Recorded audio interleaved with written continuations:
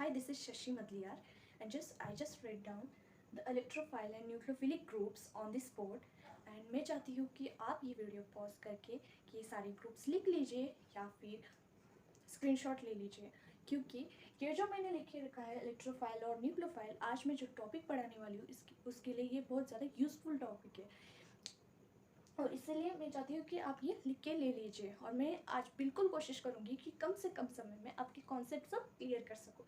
तो चलिए फिर इस टॉपिक को स्टार्ट करते हैं, और इस टॉपिक का नाम ज़रूर बताऊँगी। तो just I will start this topic, substitution reaction. और इस सब्स्टिट्यूशन रिएक्शन में आज मैं आपको पढ़ाने वाली हूँ SN1 और SN2 रिएक्शन। उससे पहले मैं आपको ये बताऊँगी कि ये सब्स्टिट्यूशन रिएक्शन क्या होता है। तो एक बेसिक एग्जाम्पल के साथ, जो एक डेली एग्जाम्पल के साथ पहले आपको मैं समझाने की कोशिश करूँगी। मान लीजिए एक A और B बहुत ज़्यादा जिगरी दोस्त हैं, और इनके बीच में एक फ्रेंडशिप का बॉन्ड है, और एक C जो है वो एक नया। तो मान लीजिए ये दो जिगरी दोस्त थे, और दो जिगरी दोस्त होने के बाद ए वाले को ये नया दोस्त मिल जाता है। ओके, ए वाले को ये नया दोस्त कौन सा, सी वाला मिल जाता है। तो क्या हो जाएगा, तो ये जो ओल्ड बॉन्ड है ना, ये ऑटोमेटिक वीक हो जाएगा, और फिर ये ब्रेक होने की कगार पे आ जाएगा। ऐसा होता है ना कि दो दोस्तों के बीच एक नया दोस्त आया, तो ऑब्वियसली जो ओल्ड बॉन्ड होते हैं कहीं ना कहीं दूर हो जाता है इस तरह से। तो फिर इसलिए यहाँ फिर क्या, न्यू बॉन्ड जो होगा वो फॉर्म हो, और ये कैसा हो जाएगा, फिर स्ट्रांग हो जाएगा, ये निकल जाएगा। इसलिए ये जो ओल्ड बॉन्ड वाला बी पर्सन है, इसे हम एक लिविंग ग्रुप की तरह टर्न करते हैं, और ये जो सी वाला जो न्यू ग्रुप है उसे हम न्यूक्लियोफाइल की तरह टर्न करते हैं। सो this is the nucleophile and this is the leaving group. तो एक छोटे से एग्जाम्पल के साथ अब मैं आपको ये समझाने की कोशिश की। सो अब मैं आपको ये बताऊंगी कि मॉलिक्यूल में ये रिएक्शन किस तरीके से होता है, how it takes place in the molecule. Okay, तो आप नोट डाउन करते चलिए और साथ ही साथ सुनते चलिए अच्छी तरह से। Okay, so I will start.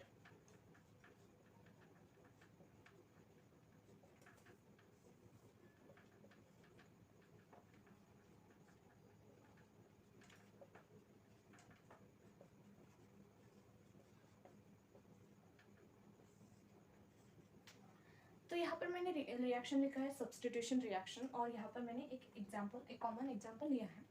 तो आप देख सकते हैं इस मॉलिक्यूल को, ये मॉलिक्यूल कायरल मॉलिक्यूल है। कायरल मॉलिक्यूल क्यों है, क्योंकि यहाँ पर कायरल कार्बन है, कार्बन जो डिफरेंट ग्रुप से अटैच है। तो यहाँ पर लिविंग ग्रुप क्या है, एक्स। ये लिविंग ग्रुप कुछ भी हो सकता है, क्लोरीन हो सकता है, ब्रोमीन हो सकता है, आयोडीन हो सकता है, या फिर फ्लोरीन हो सकता है। ओके, तो फिर क्या होता है, जब ये न्यूक्लियोफाइल इस कार्बन को अटैक करता है ना बच्चा, तो फिर ये हैलोजन ग्रुप है ना, जो एक्स ग्रुप है ना, इसे हम लिविंग ग्रुप कहते हैं, क्योंकि ये इस मॉलिक्यूल को लीव करता है, इस मॉलिक्यूल को छोड़कर जाता है जब न्यूक्लियोफाइल अटैक होता है।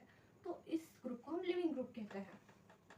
और ये जो है न्यूक्लियोफाइल, इसे ये अटैकिंग ग्रुप है, फिर ये अटैक करेगा, फिर ये निकल जाएगा, तो फिर इस तरीके से फॉर्म हो जाएगा, न्यूक्लियोफाइल अटैच हो जाएगा और ये हैलोजन मॉलिक्यूल निकल जाएगा। तो इस तरीके के रिएक्शन को हम सब्स्टिट्यूशन रिएक्शन कहते हैं।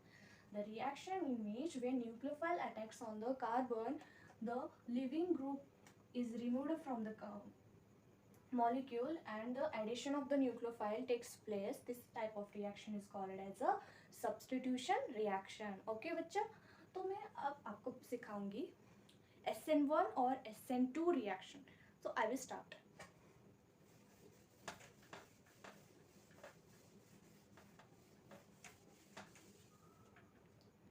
सो हेडलाइन लिख लीजिए पहले। SN1 मतलब substituted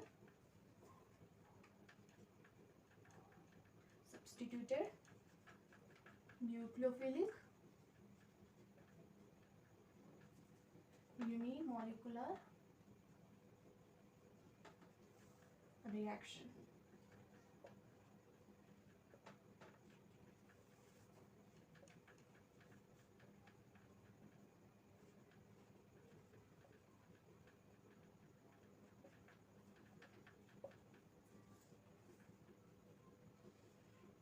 क्यों होता है, तो आपको ये बात ज़रूर समझ आएगी, मैं बताऊंगी। तो यहाँ पर मैंने एक रिएक्शन लिखा है जिसके मैंने स्टीरियोकेमिस्ट्री में मेंशन की है। तो ये है लिविंग ग्रुप और ये क्या है, ये न्यूक्लियोफाइल है OH माइनस। तो ये न्यूक्लियोफाइल क्या करेगा, SN1 रिएक्शन में क्या होता है ना, न्यूक्लियोफाइल जो होता है वो आगे की साइड से भी अटैक करता है और पीछे की साइड से भी अटैक करता है। It could be attack either in front side और it could be attack on the back side, that is back side और फ्रंट साइड, दोनों जगह से ये अटैक कर सकता है। In case of the SN1 reaction में जब ये अटैक करता है तो दो तरीके के प्रोडक्ट फॉर्म होते हैं SN1 रिएक्शन में, जिसमें एक में OH कैसा है बिलो द प्लेन है और सेकेंड में OH कैसा है अबव द प्लेन है। तो यहाँ पर किस तरह का प्रोडक्ट फॉर्म होता है, एक रेसिमिक प्रोडक्ट फॉर्म होता है, क्योंकि it is a racemic mixture, 50% इस तरह का 50% इस तरह का, इसलिए SN1 रिएक्शन में प्रोडक्ट किस तरह का फॉर्म होता है, रेसिमिक की तरफ फॉर्म होता है। और यहाँ पर न्यूक्लियोफाइल ये पीछे के साइड से या फिर आगे के साइड से अटैक करता है, दोनों ही तरीके से अटैक करता है। लेकिन यहाँ पर SN1 रिएक्शन में देख एक प्रोसीजर है, यहाँ पर एक इंटरमीडिएट फॉर्म होता है। तो इंटरमीडिएट के साथ मैं आपको बताऊंगी।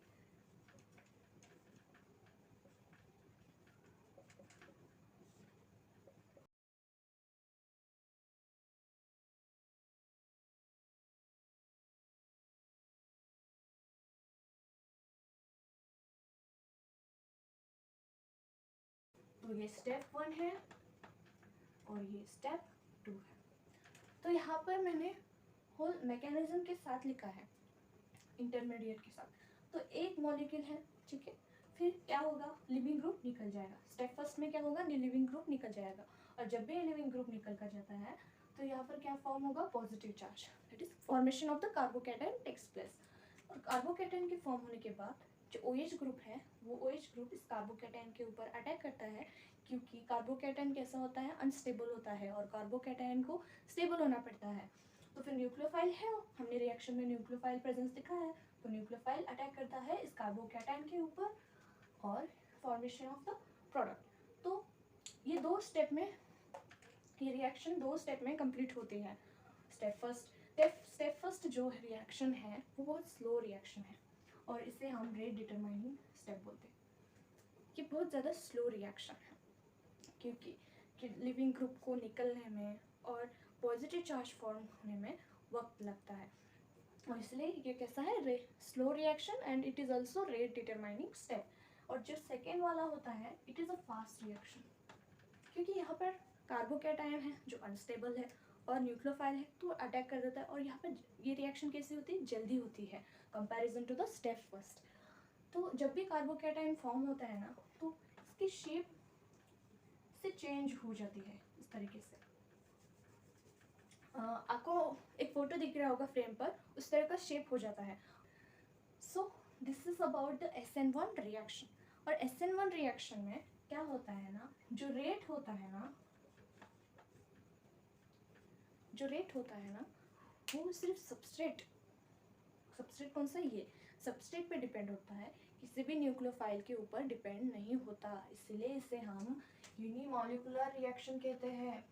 क्यों बच्चा, क्योंकि जो रेट होता है वो सिर्फ सबस्ट्रेट के रेट पे डिपेंडेंट होता है, कुछ लेना देना नहीं होता न्यूक्लियोफाइल से, इसलिए हम इसे यूनिमॉलिक्यूलर रिएक्शन कहते हैं। और and this is the first order reaction, okay.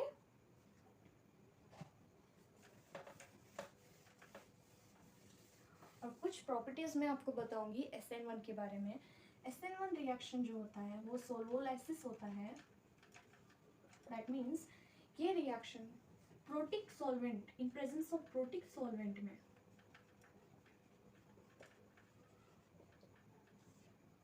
होता है, in presence of the protic solvent में होता है, क्योंकि इस SN1 में ऑब्वियसली कार्बोकैटायन फॉर्म होता है और कार्बोकैटायन की टेंडेंसी कैसी होती है, कार्बोकैटायन की